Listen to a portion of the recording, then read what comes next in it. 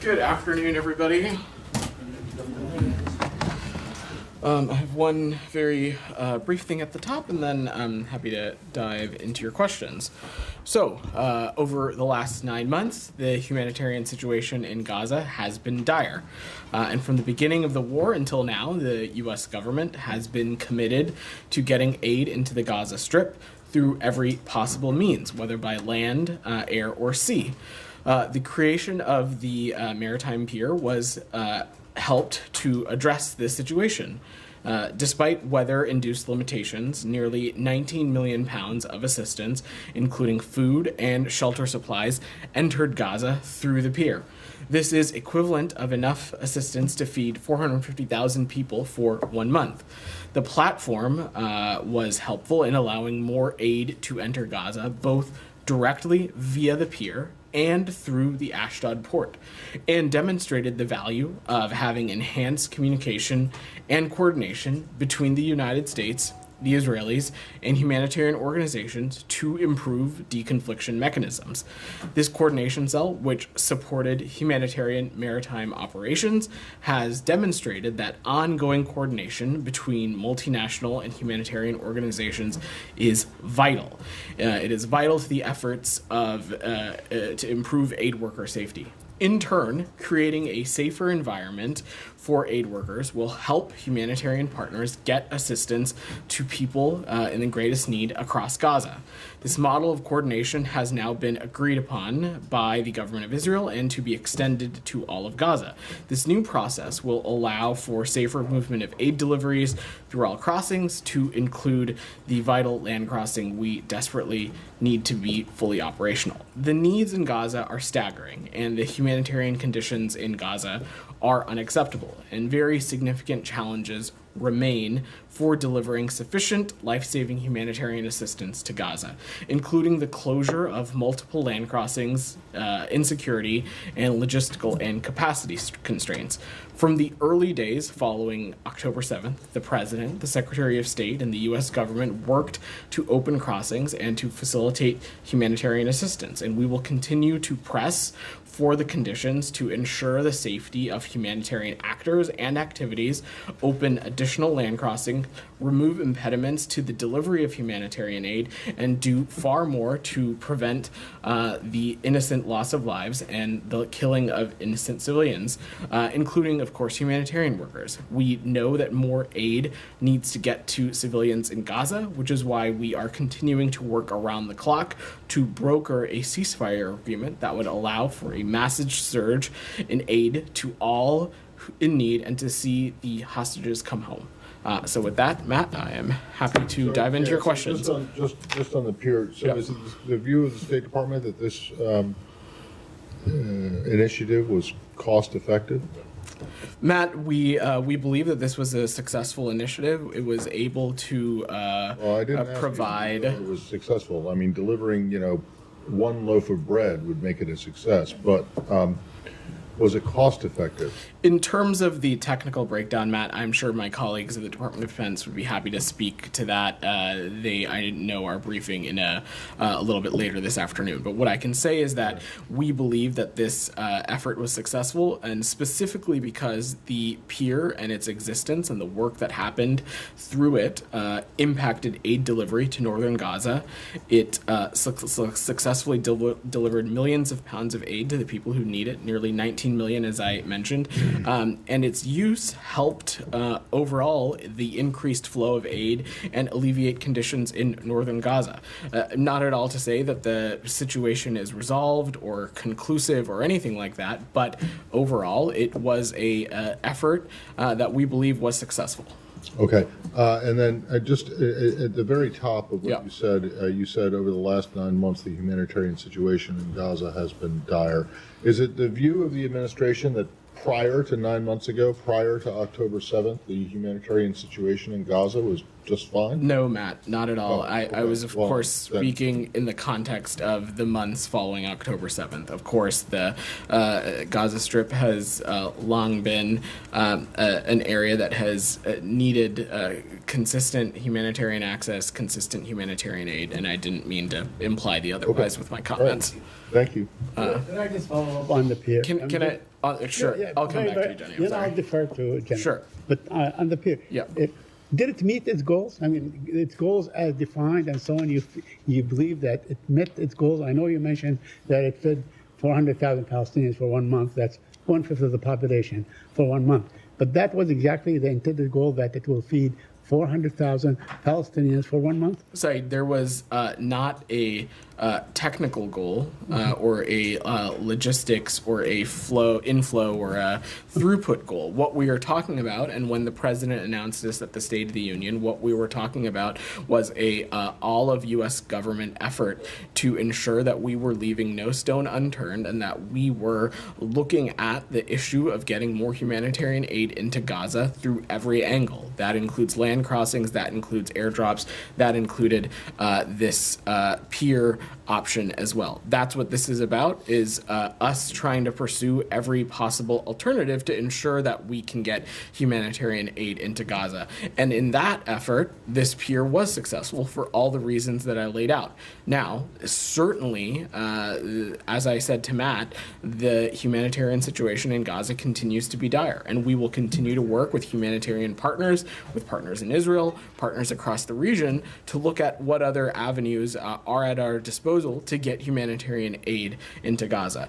I believe Ashdod Port will continue to play an important role, especially for aid that is moving through Cyprus. We'll continue to work closely with our partners in Israel and others in the region to do everything we can to get more land crossings open. So this is not at all not at all to say that the humanitarian picture in Gaza is perfect. What I mean to say is that this pier served a purpose. We believe that purpose was successful in what it was able to accomplish, and we will continue to work hand in hand with partners at USAID, at the Pentagon, and the region to make sure that there are other avenues being looked at also. I defer to Jennifer, then I'll take my turn. Sure. Afterwards. Jenny, go ahead. Was this aid actually distributed within Gaza, Vedant? Because WFP had to suspend its operations due to security issues, and I know they did a one-off thing to move it all to their warehouses, but was it actually distributed to the people? My understanding is that there has been, some of the aid has been able to be distributed. I would defer to USAID and humanitarian partners to, again, speak to the specific throughput. But, yeah, I don't have any updates on that beyond. And then the coordination cell you mentioned, when did the Israeli government agree to? I don't have any specifics on diplomatic engagements on that, Jenny. I will just know that this is separate than the cell that we have talked about previously. When So this is a new cell? Correct.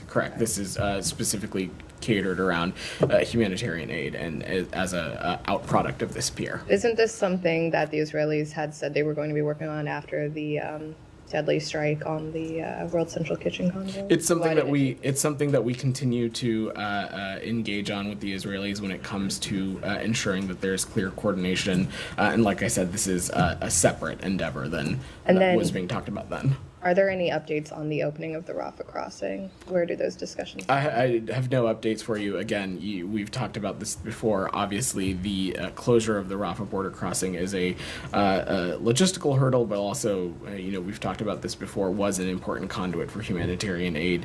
We're continuing to work and have discussions around that. But broadly, we are doing everything we can to get a ceasefire agreement across the finish line, because we continue to believe that it is the most potent way to get a surge of humanitarian aid into the Gaza Strip.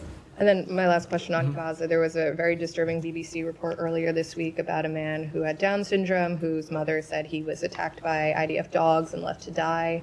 Does the State Department tracking this report? Have you asked the Israeli government to investigate? I'm not aware of this specific report, Jenny, and I'd defer to the IDF to speak to it specifically. Broadly, though, not speaking to this specific instance, it has been our clear call that rules of engagement, that protections for civilians be respected and abided by throughout the course of this conflict. But I don't have much about this specific incident, but I'm happy to check. Said, then I'll come to you, Nick.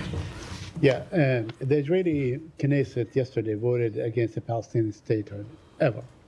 Do you have any comment on that? Would that sort of make you adopt a different approach, or would you have like a mechanism to ensure that there is going to be a Palestinian state despite now it is legislated into law or will be legislated into law that no Palestinian state will ever emerge? So, look, Zaid, I'll let Israeli officials speak to their own legislative chamber and the actions that chamber takes. But the United States is committed to advancing enduring peace and security for Israelis and Palestinians alike. And we believe that the practical and way for that is a two-state solution, a Palestinian state that is standing side by side with Israel.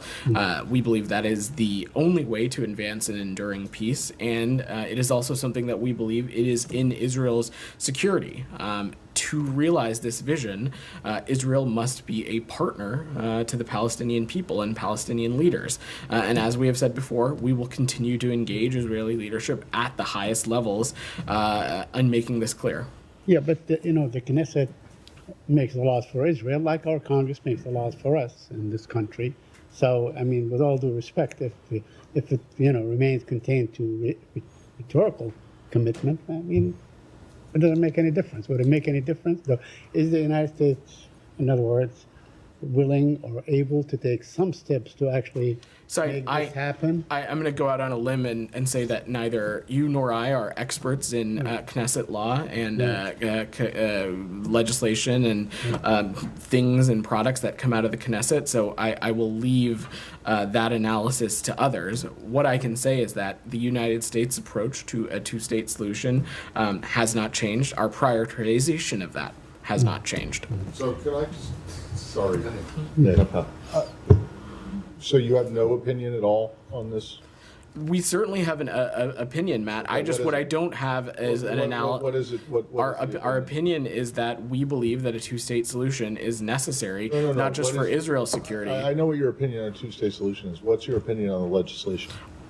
I think it can be safely implied that a piece of legislation that is in opposition to a two-state solution is not something that we would be thrilled about. But again, I don't have the expertise or the analysis of this legislation to know what bearing it would have on the overall process. What I can say, though, Matt, is that this is something that we're going to continue to engage directly with Israeli leaders on. We believe that this is the direct and most credible and real path forward for Israel's security to get the region out of an endless cycle of violence. And that's why we have continued to call on a two-state solution being a cornerstone of every iteration and conversation that we have when we talk about the future of this region and the future of the Israeli and the Palestinian people. Okay, but I'm just, it's interesting to me that you don't want to come out, you wouldn't come out and say, right, this off the top in response to the first question, that this is not something that you oppose, and that this is because I can recall less than 2 months ago, you guys weighing in very significantly on Georgia's parliament passing a law that you didn't like, on Uganda's parliament passing an anti-LGBTQ law that you didn't like, and there was no reticence at all, Matt, for you guys to call it out. And now it's like pulling teeth to get you to say something. I don't think it's like pulling teeth. This is something that my understanding is just passed earlier today or within the past 24 hours. What the full contents of this legislation are, I certainly haven't had time to read it. I can't imagine Said or you have either, Matt. Correct me if I'm wrong. That being said, our long-standing position on a two-state solution is quite clear, and we believe it continues to be the only way to advance enduring peace. And it's something that we have made clear with Israeli officials across its government, and it's something that we will continue to make clear across. All right, fair enough. But I don't think that you can cite chapter and verse of the Georgia law or the Uganda law either. So don't, you throw it back and say, well, you haven't read it. We know what's Matt, the essential outline, which is basically what you knew about the two laws that I just mentioned. Other countries. These are different circumstances, different countries. I think these are a little bit apples and oranges. The point is that you are not shy about weighing in on other countries' legislatures' decisions or votes. And in this case, we are not shy about making clear that how vital we believe a two-state solution to be about being the only way for an enduring peace. Nick's patiently been waiting. I have a couple more questions. I'm sorry, I will come to okay, all right, go ahead, Said. But I just want to ask you a couple more. Yeah. The Mossad leader, the Israeli intelligence leader, said that Netanyahu is really intent on thwarting any deal. Do you have any comment on that? Did you hear the Mossad chief, what he said, and so on? So for obvious reasons, Saeed, I'm not going to negotiate or speak about the deliberative process from up here. What I can say is that we're working to get a deal. We're working to get a ceasefire and bring the hostages home, and we continue to believe a diplomatic resolution is achievable and urgent. We're hopeful about the direction that things are progressing in, and we believe, as I said, something is achievable. But I'm not going to get more specific or offer commentary beyond that. But Mr. Barnea, the head of the Mossad, is the guy who is really heading the negotiations. So he knows. He knows exactly what's going on. He knows that his prime minister is not allowing him to go forward with the deal. You don't have a comment on that? I'm just not going to negotiate on this process in public, saying that would be unhelpful to the process. What I can say is that we are hopeful about the direction that things are progressing in. We believe a deal is both achievable. It's something that we have been working around the clock. It's an urgent priority for Secretary Blinken, and this is something that we're working to get across the finish line. But I don't have more for you. Anything else on the region before I let Nick go? Go ahead, Nick. This is on Iran. Okay, go ahead. States re-up the 4-month sanctions waiver for Iraq to buy electricity from Iran without being subject to sanctions. It's now really a good time to be granting or extending sanction waivers when Iran is plotting to assassinate the former president and others. And what, if any, ramifications will Iran face for that? So, what ramifications it will face for plotting to assassinate? Okay, these are two separate questions. First, let me just say on the issue with Iraq, what this is about is this is something we have renewed this waiver for the 22nd time, and it is about the department permitting Iraq to purchase Iranian electricity while Iraq continues to develop its domestic generation capacity and continuing to create its own independence off of Iranian energy. These waivers are short-term and they're stopgap measures to provide energy stability. That's ultimately what this is about, is we want the Iraqi people, as we would want in any country, to have access to consistent, safe energy, which is vital to so many civilian infrastructure projects, civilian establishments. It probably would be a waste of time for me to list them off. Simultaneously, though, Nick, we are also encouraging the Iraqi government to take meaningful steps to accelerate its efforts to wean itself off of Iranian energy sources. And over the past number of years, we have also seen that. Currently, our estimates are that it relies on Iran for about 25% of its energy. Just a few years ago, that number was 40%. And in recent years, we have seen our partners in Iraq double its capacity for its own electrical generation. So we are seeing progress and steps in the right direction, and we want to continue to see a clear plan, including realistic and measurable milestones. Now, Nick, separately on the other question that you mentioned, the Department of Homeland Security and the Department of Justice can speak to questions pertaining to the attempted assassination of former President Trump, as well as how other threats may or may not impact efforts that are undertaken to protect the former president. We're going to continue to do what is necessary to protect our people, protect our interests from threats emanating from Iran. That, of course, includes protecting former officials from any threats that may potentially emanate from Iran. And you have seen us not hesitate to take appropriate actions against the Iranian regime or its proxies when American interests, its people, or American officials have been threatened or been put in harm's way. And that it continues to be the case. And for obvious reasons, it should be no surprise to you. I'm not going to preview what actions and steps we would take from up here. Follow up on that? Go ahead, Alex. Vedant, Yeah. the White House this morning said that the threat is credible. So if it's credible, getting back to Nick's original question, what actions are you taking to, first of all, deter it, second, to make Iran pay price? So in answering, I addressed this when speaking to Nick's question, Alex. I'm not going to speak to actions from up here. I'm not going to preview to them. That would be not in the interest of our national security. What I can say, though, is that we will not hesitate to take appropriate action to hold the Iranian regime accountable and to ensure that we're doing whatever is necessary to protect our people, including former officials, and to protect our interests from threats that are emanating from Iran. Has the Simple U.S. as that. government reached out to Iranian new leadership? I'm just not going to tell them. I don't have any. I don't have any diplomatic conversations to read out. We've made this message. Made this message quite clear. I have two more questions, different topics. I think there's a couple other in this region. Then I will come back to you. Dr. Thank you, Vedant. Just going back to the sanctions waiver to Yeah. Iraq, there is a lot of concerns in the Congress that the transactions is fungible. And what restrictions and what limitations have you placed it in this renewing sanctions waiver to Iraq that the Iran is not getting any single dollars from that waiver?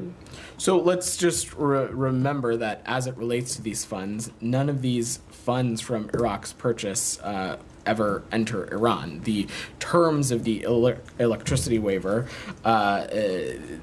any notion that these kinds of funds are being released to Iran is fake. And the important thing to remember here, DR, is that what we're talking about is not a specific dollar amount. It is a waiver authority that allows the purchase of electricity over a certain period of time. In this case, 120 days. So it's permission for an activity over a period of time, and that's what this is. One more question on that. Yeah. Per sources, per people that have talked at the State Department and the Iraqi governments, the renewing sanctions is based on the progress that the Iraqi government is making towards the energy independence from Iran.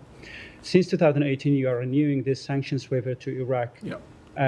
Could you speak of the nature of this time's renewing? Is there any change? Is there any limitation that how much energy Iraq could buy from Iran in this? So the government of Iraq can speak to how much energy they may or may not need over the course of this 120-day period that was just approved. But to the first part of your question, I just talked about in answering Nick's question, we have, over the past decade, have seen some measurable steps of Iraq weaning off Iranian electricity. Like I said, currently we anticipate that they are relying on Iran for about 25% of their electricity. A number of years ago, that number was 40%. Also, in recent years, we have seen Iraq double its electricity generation capacity at home. So we are seeing steps in the right direction when it comes to weaning itself off of Iranian energy, and we'll continue to keep a close eye on that plan. Rabia, go ahead. Thank you, Vedant. I just wanted to follow up on my question yesterday. The photo of Israeli soldiers posing in front of the Turkish-Palestinian hospital in Gaza. What is your reaction to this photo and the reports that the IDF is using this hospital as their military base in Gaza? So we've seen the reports on the Turkish hospital, and we are in touch with Israeli counterparts to learn more. And that's really all that we can say at the moment on that. I think at face value, when looking at that image, what we see service members posing in front of the hospital. So I don't want to draw any conclusions beyond that. But we have asked the IDF for additional information, and we look forward to receiving that. But beyond that, that does not change the position that we have held for quite some time now, that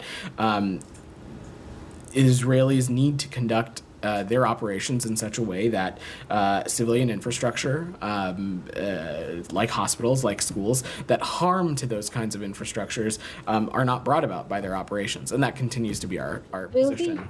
Will the U.S. make its own assessment in this case on whether or not IDF is violating international law? At this point, this is not the first time we are seeing photos of Israeli soldiers. At this point, we have asked our civilian infrastructure and using hospitals as their military base. There are many reports about. We're in touch with our Israeli counterparts, and we're looking to understand more, and that's where we are in the process on this for now.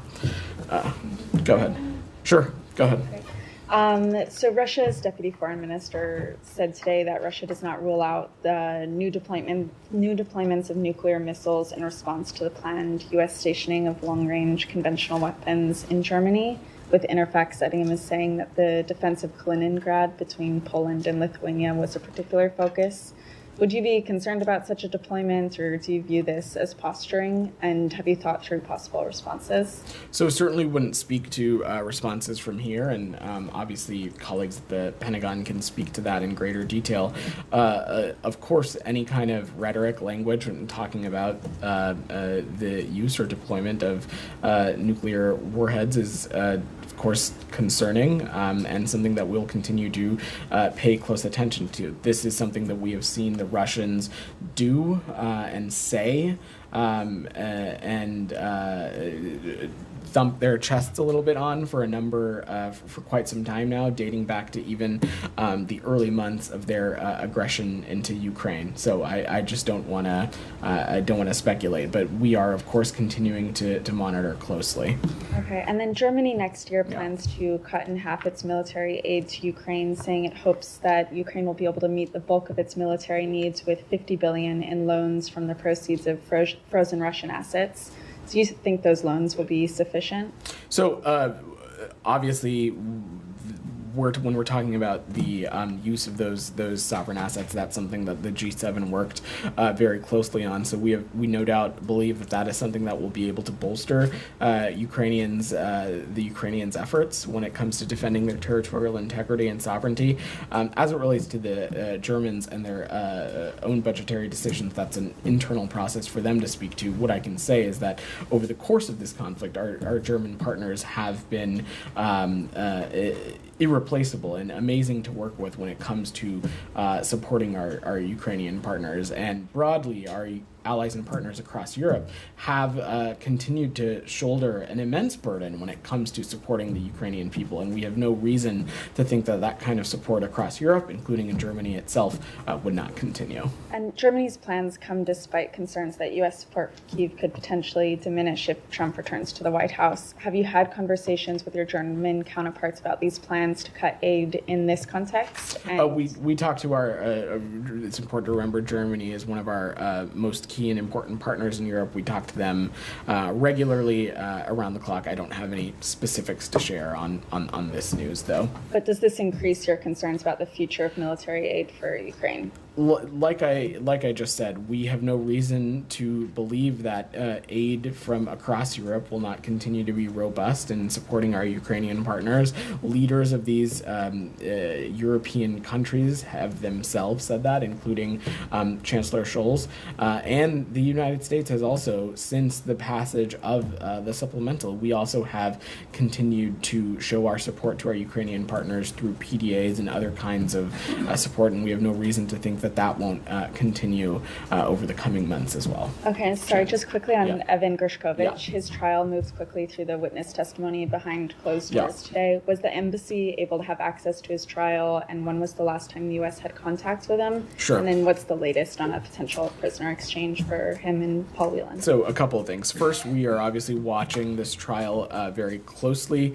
Embassy Moscow was not able to be at the courtroom given the short notice that they were provided of its date and some additional logistical hurdles that they faced. In terms of the most recent consular visit, Ambassador Tracy visited Evan on May 23rd. And on broadly, let me just say that we have been clear from the get-go that Evan did nothing wrong and should not have been detained. To date, Russia has provided no evidence of a crime and has failed to justify Evan's continued detention. Evan should not be detained. Paul Whelan should not be detained, and both of them should be immediately released. As it relates to where we are in the process, I'm not going to speak to negotiations in public. We are seeking the release of Evan Gershkovich and Paul Whelan as soon as possible. The timeline of the trial and what route that takes does not have a bearing and has no impact on the urgency that the United States has been prioritizing in this effort. We want both of them home immediately, and will continue to work in this area until they're reunited with their loved ones. Go ahead, Thanks, Shannon. follow up on that, actually. Yeah.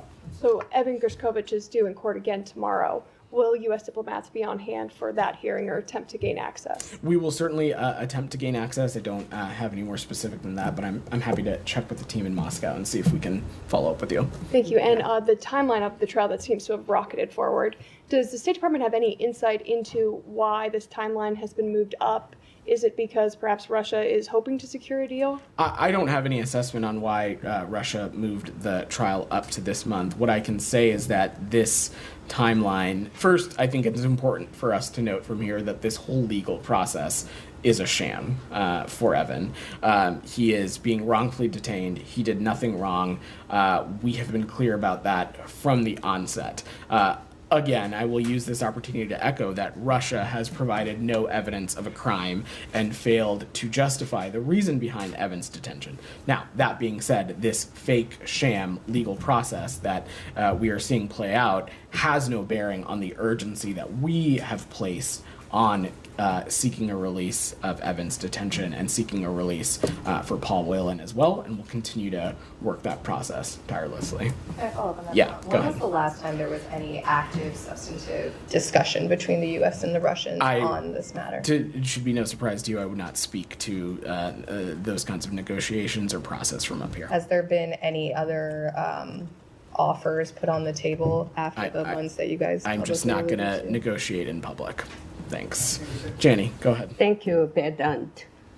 North Korea. Mm-hmm. Recently, a series of North Korean diplomats overseas are defecting to friendly countries such as South Korea and the United States. The reason is said to be Kim Jong-un's pressure to fund nuclear and missile development. How do you view this situation? Well, it certainly should come as no surprise that there are people in North Korea who want to leave the crushing oppression of the DPRK regime.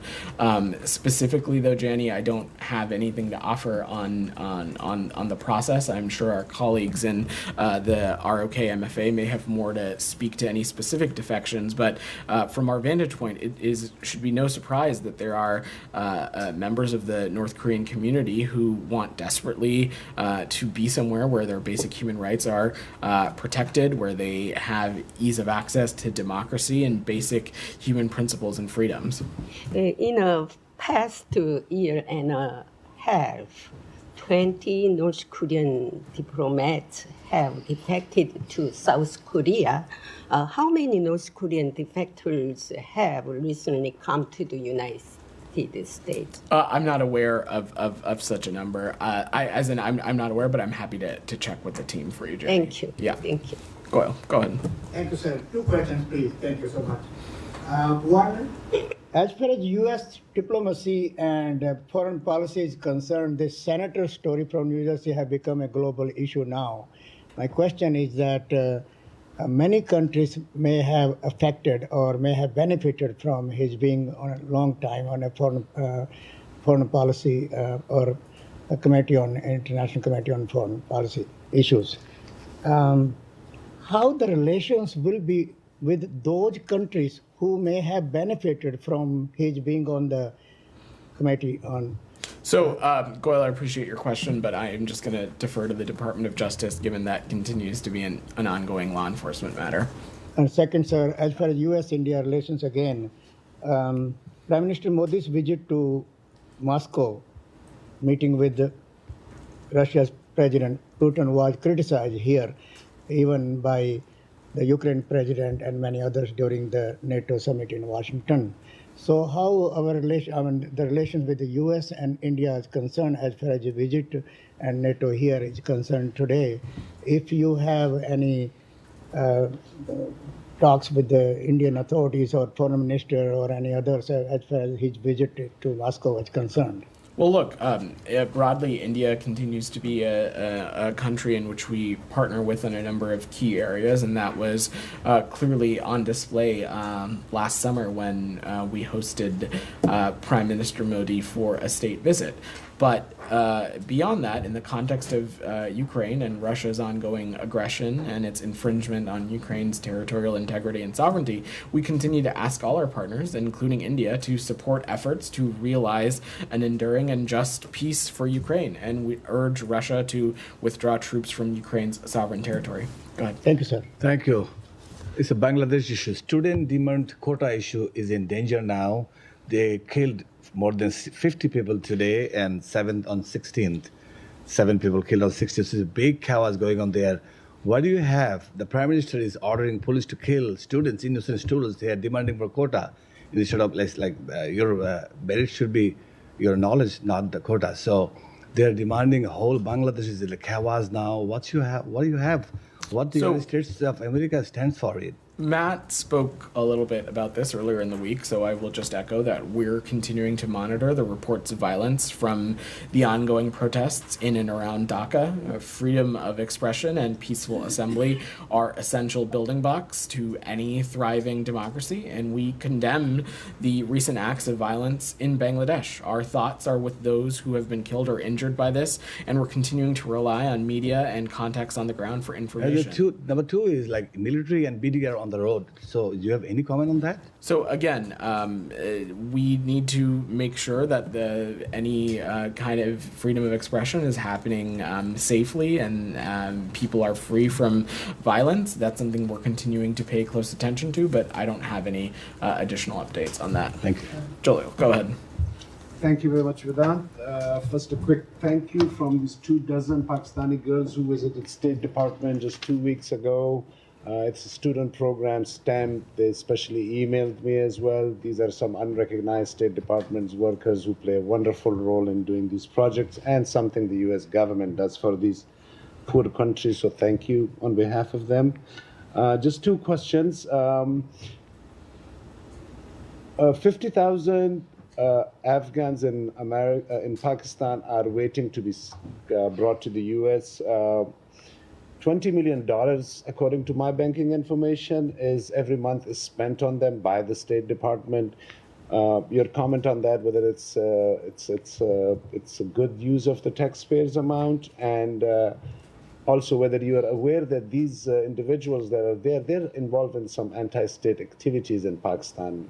Are you talking about specifically those who are SIVL? Those 50,000, not those millions of Afghans. Those specifically 50,000 Afghans that the U.S. has.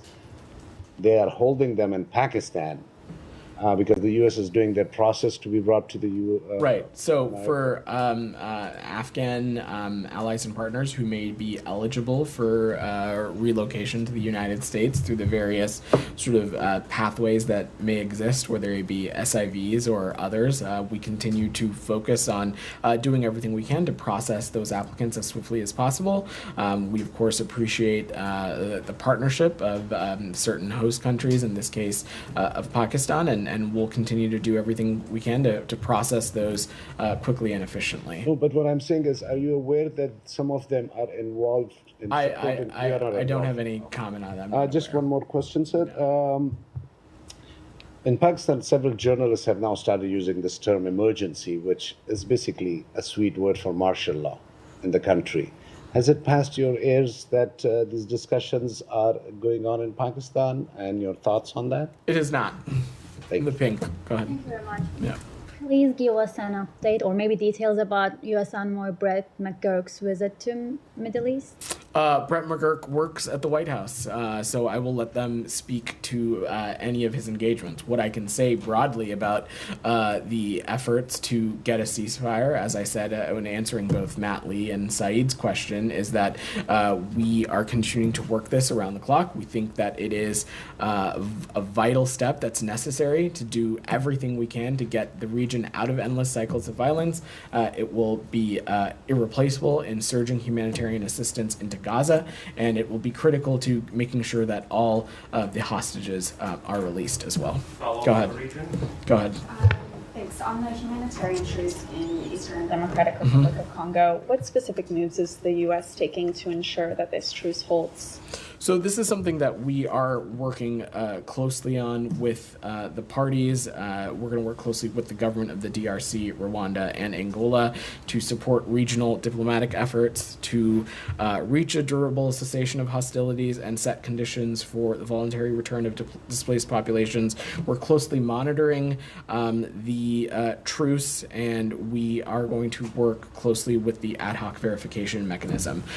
Since you've asked the question, I also want to offer that through USAID and the Department of State and others, we've allocated more than $620 million in humanitarian aid to the DRC in fiscal year 2023, as well as that, and that does not include our support to the UN peacekeeping mission in MONUSCO. And then what outreach is the U.S. administration making to Rwanda, which has been accused of supporting M23?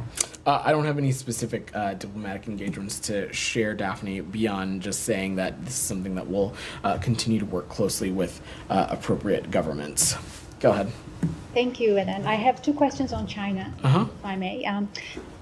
Human rights issues. This Saturday, July 20th, marks the 25th anniversary of the Chinese regime's persecution of Falun Gong. Will the State Department take any action against Beijing to mark this occasion? So I don't have any actions to preview from up here, but look, broadly, we have seen the PRC take a number of steps over the past many years that we view as a crackdown on basic human rights. One, it is something that we will continue to raise with PRC officials directly, and two, we won't hesitate to take appropriate actions from the U.S. government, and you've seen us done so. And on the second question, in a Hudson Institute event yesterday, researchers expressed alarm about Chinese authorities' ability to freely spread propaganda about Falun Gong in the West. Is the State Department concerned about this, and what is the action plan to counter such growing influence operations in the West, specifically in the U.S.? I will speak to this a little bit broadly because I don't want to speak about this a specific context. We continue to see, of course, that we are very vigilant about the threat that of certain countries pose when it comes to spreading misinformation and disinformation, not just within their own countries, but in other countries. Domestically, here within the United States, that is not the purview of the State Department. Of course, colleagues at the Department of Homeland Security and the Department of Justice can speak more to that. But broadly, in combating misinformation and disinformation around the globe, we're deeply engaged on this. It's something that the Global Engagement Center, it's something that the Secretary is prioritized on as well. Go ahead. Thank you, sir. A few days ago, another Pakistani journalist, Hassan Zaib, was killed in Pakistan. Overall, in 2024, 8 Pakistani journalists have been killed in a broad daylight, and these killings highlighting the growing threats to media workers in Pakistan. Any comments, any condolences, your thoughts? Journalists need to be protected, and they need to be allowed to do their jobs, whether that be the United States, whether that be Pakistan, whether that be in the Gaza Strip. That is something that we feel strongly, and it's something that is deeply personal to the Secretary. It's obviously personal to us and this team, having spending most of our days engaging with you all. But simply put, journalists need to be protected and need to be able to do their job. So last year, thanks everybody. Thanks everybody. Thanks guys. 100%.